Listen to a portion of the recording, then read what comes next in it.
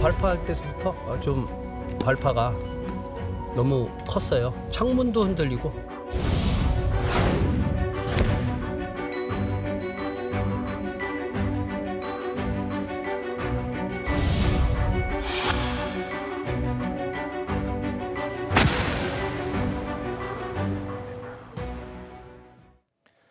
경기도 광명시 신안산선 지하터널 공사 현장 붕괴 사고. 2명이 매몰됐죠. 1명은 구조가 됐습니다만 아직까지 나머지 1명은 여전히 수색 작업을 벌이고 있습니다. 통상 매몰자의 골든타임이 72시간이다라고 이야기를 하고는 있는데 분명히 아직까지 안전하게 어딘가에서 있을 거라고 믿고 있습니다.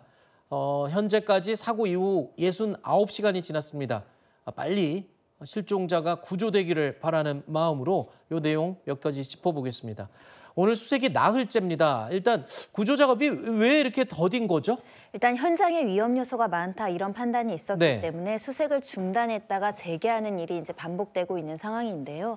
현장에서 수색을 하다가 이상한 소리가 들리거나 또 구조물 낙하 조짐이 포착되기도 했었고요.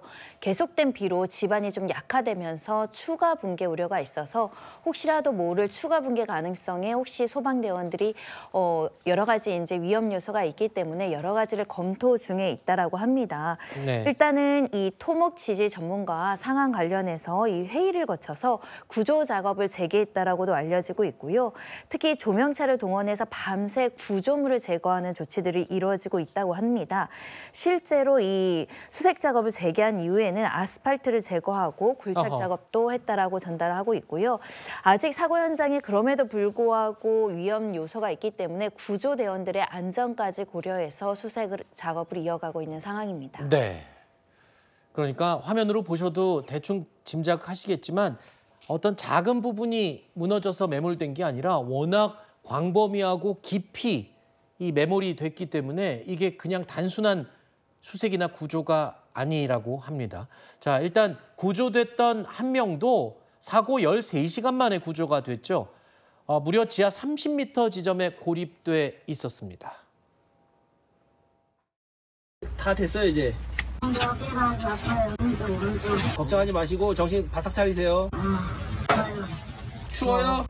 금방 이제 올라갈 겁니다. 이름이 뭐예요? 뭐 어디 살아요? 뭐 군대는 갔다 왔나요? 뭐 이런 식으로 사소한 얘기들을 답변을 생각해야지만 의식이 계속 이어지니까. 지금도 실종자의 가족은 이 구조를 애타게 기다리고 있을 겁니다. 이렇게 골든타임이 임박할수록 실종자의 안전도 위협을 받는 상황이죠. 이런 상황에서 이번 사고 인재라는 얘기가 나오고 있습니다. 책임론이 지금 불거지고 있는데요. 알고 보니까 이 무너져 내리기 하루 전에 이미 이건 붕괴 위험이 있다. 기둥이 파손됐다라는 보고가 다 확인이 됐다면서요. 그렇습니다. 정확히 17시간 전에 이 터널 내 기둥이 파손돼서 위험성이 있다라고 이런 보고가 이뤘던 것으로 알려지고 있고요. 변이 발생 보고서가 제출된 것으로 알려지고 있습니다.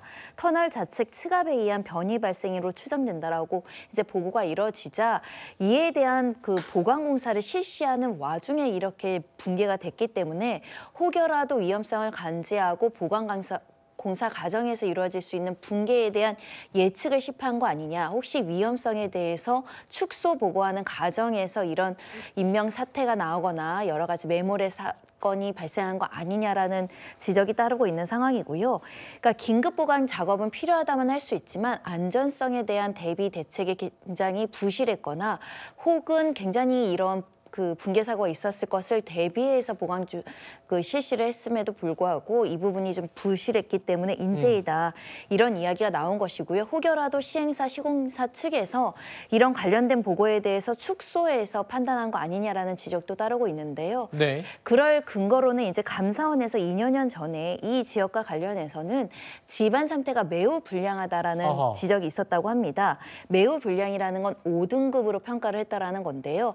그만큼 집안 상태가 불안전하고 이렇게 위험성이 있다라고 한다면 위험성이 감지된 시점에 좀 더 명확하고 안전 대비를 해서 보강 공사를 했어야지 옳지 않는가 이 부분과 관련해서 경찰에서도 수사가 진행될 예정입니다.